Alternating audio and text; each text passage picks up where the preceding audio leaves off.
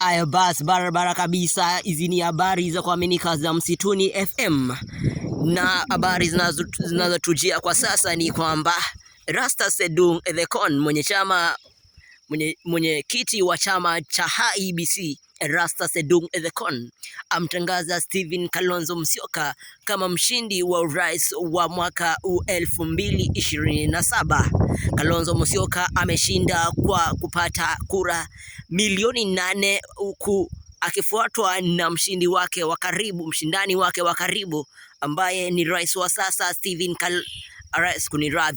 ambaye ni rais wa sasa ambaye sasa anaenda kuondoka ofisini, Dr. William Samoei Ruto, ambaye pia naye alikuwa amezipata kura milioni 5,130,030, akifuatwa na Fred Matiang'i akijizolea kura 1,100, huku pia akifuatwa na wa mwisho ni Justin Muturi akijizolea na kura 5,000.